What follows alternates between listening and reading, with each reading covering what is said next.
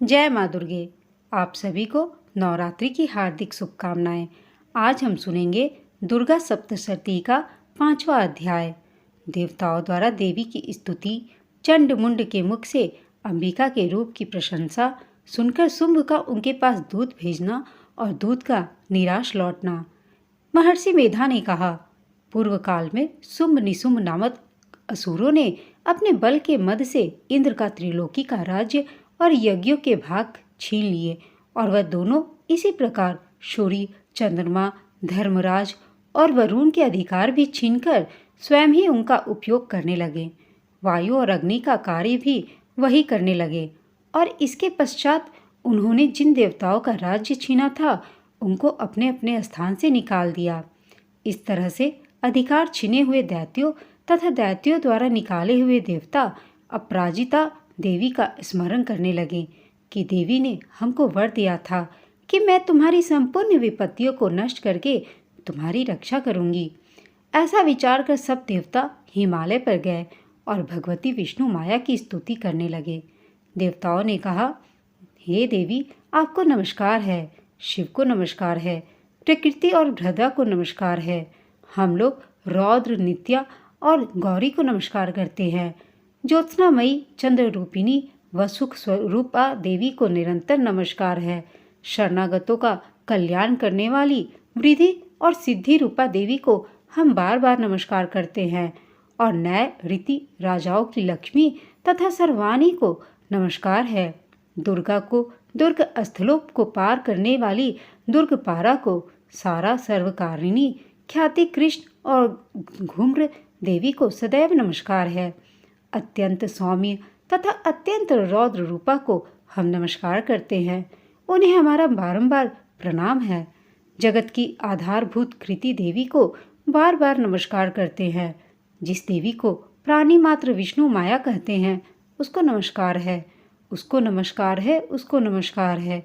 जो देवी संपूर्ण प्राणियों में चेतना कहलाती है उसको नमस्कार है, उसको नमस्कार है, उसको नमस्कार है। जो देवी संपूर्ण प्राणियों में बुद्धि रूप से स्थित है उसको नमस्कार है, उसको नमस्कार है, उसको नमस्कार है। जो देवी सब प्राणियों में निद्रा रूप से विराजमान है उसको नमस्कार है, उसको नमस्कार है, उसको नमस्कार है। जो देवी संपूर्ण प्राणियों में क्षुधा रूप से विराजमान है उसको नमस्कार है, उसको नमस्कार है, उसको नमस्कार है। जो देवी संपूर्ण प्राणियों में छाया रूप से स्थित है उसको नमस्कार है, उसको नमस्कार है, उसको नमस्कार है। जो देवी सब प्राणियों में शक्ति रूप से स्थित है उसको नमस्कार है, उसको नमस्कार है, उसको नमस्कार है। जो देवी संपूर्ण प्राणियों में तृष्णा रूप से स्थित है उसको नमस्कार है, उसको नमस्कार है, उसको नमस्कार है। जो देवी सब प्राणियों में शांति रूप से स्थित है उसको नमस्कार है, उसको नमस्कार है। जो देवी सब प्राणियों में जाति रूप से स्थित है उसको नमस्कार है, उसको नमस्कार है। जो देवी सब प्राणियों में लज्जा रूप से स्थित है उसको नमस्कार है, उसको नमस्कार है, उसको नमस्कार है। जो देवी संपूर्ण प्राणियों में श्रद्धा रूप से स्थित है उसको नमस्कार है, उसको नमस्कार है, उसको नमस्कार है। जो देवी संपूर्ण प्राणियों में कांति रूप से स्थित है, जो देवी संपूर्ण प्राणियों में लक्ष्मी रूप से स्थित है, जो देवी प्राणियों में वृत्ति रूप से स्थित है, जो देवी सब प्राणियों में स्मृति रूप से विराजमान है, जो देवी सब प्राणियों में दया रूप से स्थित है वो उसको नमस्कार है, उसको नमस्कार है। जो देवी सब प्राणियों में तुष्टि रूप से स्थित है उसको नमस्कार है, उसको नमस्कार है। जो देवी संपूर्ण प्राणियों में मातृ रूप से स्थित है, जो देवी संपूर्ण प्राणियों में भ्रांति रूप से स्थित है, जो देवी संपूर्ण प्राणियों में नित्य व्याप्त रहती है, जो देवी चैतन्य रूप से संपूर्ण संसार को व्याप्त करके स्थित है उसको नमस्कार है, उसको नमस्कार है, उसको नमस्कार है। पूर्व काल में देवताओं ने अपने अभीष्ट फल पाने के लिए जिसकी स्तुति की है और देवराज इंद्र ने बहुत दिनों तक जिसका सेवन किया है वह कल्याण की साधना भूता ईश्वरी हमारा कल्याण और मंगल करे तथा सारी विपत्तियों को नष्ट कर डाले। असुरों के सताए हुए हम संपूर्ण देवता उस परमेश्वरी को इस समय नमस्कार करते हैं तथा जो भक्ति पूर्वक स्मरण किए जाने पर तुरंत ही सब विपत्तियों को नष्ट कर देती है, वह जगदम्बा इस समय भी हमारा मंगल करके हमारी समस्त विपत्तियों को दूर करे। महर्षि मेधा ने कहा, हे राजन, इस प्रकार जब देवता स्तुति कर रहे थे तो उसी समय पार्वती देवी गंगा में स्नान करने के लिए आईं। तब उनके शरीर से प्रकट होकर शिवा देवी बोली, शुंभ दैत्य के द्वारा स्वर्ग से निकले हुए और निशुंभ से हारे हुए यह देवता मेरी स्तुति कर रहे हैं। पार्वती के शरीर से अंबिका निकली थी, इसलिए उसको संपूर्ण लोक में कौशिकी कहते हैं। कौशिकी के प्रकट होने के पश्चात पार्वती देवी के शरीर का रंग काला हो गया और वह हिमालय पर रहने वाली कालिका देवी के नाम से प्रसिद्ध हुई। फिर शुंभ निशुंभ के दूत चंड मुंड वहां आए और उन्होंने परम मनोहर रूप वाली अंबिका देवी को देखा। फिर वह शुंभ के पास जाकर बोले, महाराज, एक अत्यंत सुंदर स्त्री हिमालय को प्रकाशित कर रही है। वैसा रंग रूप आज तक हमने किसी स्त्री में नहीं देखा। असुरेश्वर, आप यह पता लगाएं कि वह कौन है और उसको ग्रहण कर लें। वह स्त्री स्त्रियों में रत्न है। वह अपनी कांति से 10 दिशाओं को प्रकाशित करती हुई वहाँ स्थित है, इसलिए आपका उसको देखना उचित है। हे प्रभु, तीनों लोगों के हाथी, घोड़े और मणि इत्यादि जितने रत्न हैं, वह सब इस समय आपके घर में शोभायमान है। हाथियों में रत्न रूप ऐरावत हाथी और उच्च श्रवा नामक घोड़ा तो आप इंद्र से ले आए हैं। हंसों द्वारा जूता हुआ विमान जो कि ब्रह्मा जी के पास था, अब आपके पास है। और ये महापद्म नामक खजाना आपने कुबेर से छीना है। समुद्र ने आपको सदा खिले हुए फूलों की किंजकिलिनी नामक माला दी है। वरुण का कंचन की वर्षा करने वाला छत्र आपके पास है। रथों में श्रेष्ठ प्रजापति का रथ भी आपके ही पास है। हे दैत्येंद्र, मृत्यु से उत्क्रांतिका नामक शक्ति भी आपने छीन ली है और वरुण का पाश भी आपके भ्राता निशुंभ के अधिकार में है। और जो अग्नि में न जल सके ऐसा 2 वस्त्र भी अग्निदेव ने आपको दिए हैं। हे दैत्यराज, इस प्रकार सारी रत्न रूपी वस्तुएं आप संग्रह कर चुके हैं, तो फिर आप यह कल्याणकारी स्त्रियों में रत्न रूप अनुपम स्त्री आप क्यों नहीं ग्रहण करते? महर्षि मेधा बोले, चंडमुंड का यह वचन सुनकर शुंभ ने विचारा कि सुग्रीव को अपना दूत बनाकर देवी के पास भेजा जाए। प्रथम उसको सब कुछ समझा दिया और कहा कि वहां जाकर तुम उसको अच्छी तरह से समझाना और उपाय करना, जिससे वह प्रसन्न होकर तुरंत मेरे पास चली आए। भली प्रकार समझाकर कहना। दूत सुग्रीव पर्वत के उस रमणीय भाग में पहुंचा जहां देवी रहती थी। दूत ने कहा, हे देवी, दैत्यों का राजा शुंभ जो इस समय तीनों लोगों का स्वामी है, मैं उसका दूत हूँ और यहाँ तुम्हारे पास आया हूँ। संपूर्ण देवता उसकी आज्ञा एक स्वर से मानते हैं। अब जो कुछ उसने कहला भेजा है वह सुनो। उसने कहा है, इस समय संपूर्ण त्रिलोकी मेरे वश में है और संपूर्ण योगों के भाग को पृथक पृथक करने में ही मैं लेता हूँ और तीनों लोकों में जितने श्रेष्ठ रत्न हैं वह सब मेरे पास हैं। देवराज इंद्र का वाहन ऐरावत मेरे पास है जो मैंने छीन लिया है उनसे।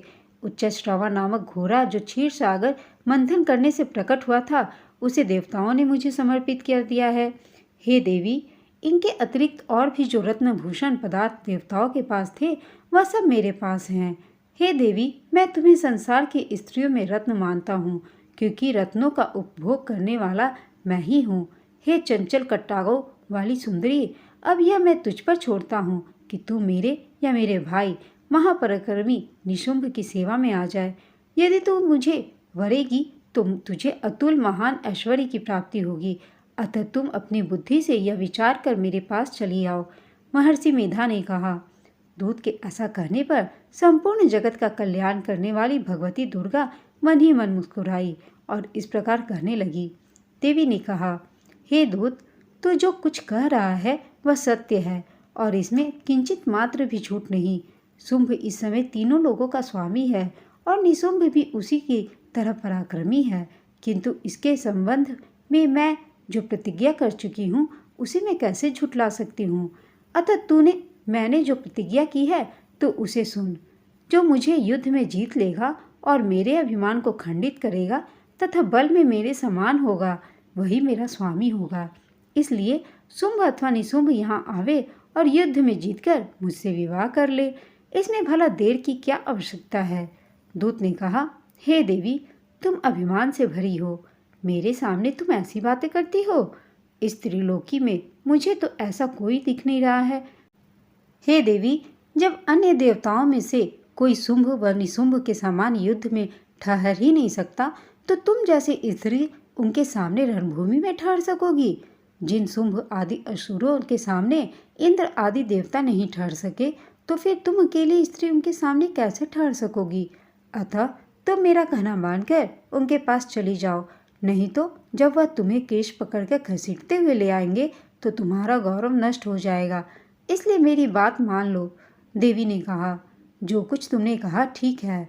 शुंभ और निशुंभ बड़े बलवान हैं, लेकिन मैं क्या कर सकती हूँ, क्योंकि मैं बिना विचारे प्रतिज्ञा कर चुकी हूँ। इसलिए तुम जाओ और मैंने जो कुछ भी कहा है वह सब आदरपूर्वक असुरेंद्र से कह दो। इसके पश्चात जो होगा वह उचित समझकर करेंगे। जय माँ दुर्गे। यहाँ 5वां अध्याय खत्म हुआ। आइए सुनते हैं 6ठा अध्याय, ध्रुमलोचन वध। महर्षि मेधा ने कहा, देवी की बात सुनकर दूत क्रोध में भर आया और वहां से असुरेंद्र के पास पहुंचा और सारा वृत्तांत उसे कह सुनाया। दूत की बात सुन असुरेंद्र के क्रोध का पारावार न रहा और उसने अपने सेनापति ध्रुमलोचन से कहा, ध्रुमलोचन, तुम अपनी सेना सहित शीघ्र वहां जाओ और उस दुष्टा के केशों को पकड़कर उसे घसीटते हुए यहाँ ले आओ। यदि उसकी रक्षा के लिए कोई दूसरा खड़ा हो, चाहे वह देवता, यक्ष अथवा गंधर्व ही क्यों न हो, उसको तुम अवश्य मार डालना। महर्षि मेधा ने कहा। शुंभ के इस प्रकार आज्ञा देने पर ध्रुमलोचन 60,000 राक्षसों की सेना को साथ लेकर वहां पहुंचा और देवी को देख ललकार कर कहने लगा, अरे तू अभी शुंभ और निशुंभ के पास चल। यदि तू प्रसन्नतापूर्वक मेरे साथ न चलेगी तो मैं तेरे केशों को पकड़कर घसीटता हुआ तुझे ले चलूंगा। देवी बोली, असुरेंद्र का भेजा हुआ तेरे जैसा बलवान यदि बलपूर्वक मुझे ले जाएगा तो ऐसी दशा में मैं तुम्हारा कर ही क्या सकती हूँ। महर्षि मेधा ने कहा। ऐसे कहने पर ध्रुमलोचन उसकी ओर लपका, किंतु देवी ने उसे अपनी हुंकार से ही भस्म कर डाला। यह देखकर असुर सेना क्रुद्ध होकर देवी की ओर बढ़ी, परंतु अंबिका ने उन पर तीखे बाणों, शक्तियों तथा फरसों की वर्षा आरंभ कर दी। इतने में देवी का वाहन भी अपनी ग्रीवा के बालों को झटकता हुआ और बड़ा भारी शब्द करता हुआ असुर सेना पर कूद पड़ा। उसने कई असुर अपने पंजों से, कई अपने जबरों से और कई को धरती पर पटककर अपनी दाढ़ों से घायल करके मार डाला। उसने कई असुरों को अपने नख से पेट फाड़ डाले और कई असुरों का तो केवल थप्पड़ मारकर सिर धड़ से अलग कर दिया। कई असुरों की भुजाएं और सिर तोड़ डालने और गर्दन के बालों को हिलाते हुए उसने कई असुरों को पकड़कर उनके पेट फाड़कर उनका रक्त पी डाला।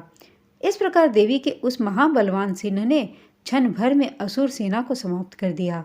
शुंभ ने जब यह सुना कि देवी ने ध्रुमलोचन असुर को मार डाला है और उसके सिंह ने सारी सेना का संहार कर डाला है, तब उसको बड़ा क्रोध आया। उसके मारे क्रोध के वो होठ फटने लगे और उसने चंड तथा मुंड नामक महाअसुरों को आज्ञा दी, हे चंड, हे मुंड, तुम अपने साथ एक बड़ी सेना लेकर वहां जाओ और उस देवी के बाल पकड़कर उसे बांधकर तुरंत यहाँ ले आओ। यदि उसको यहाँ लाने में किसी प्रकार का संदेह हो तो अपनी सेना सहित उससे लड़ते हुए उसको मार डालो, और जब वह दुष्टा और उसका सिंह दोनों मारे जावे तब भी उसको बांधकर यहाँ ले आना। यहाँ आपका 6ठा अध्याय समाप्त होता है। जय माँ दुर्गे। आपको वीडियो पसंद आई हो तो इसे लाइक, शेयर और प्लीज़ चैनल को सब्सक्राइब अवश्य कर दीजिएगा। आप सभी का धन्यवाद।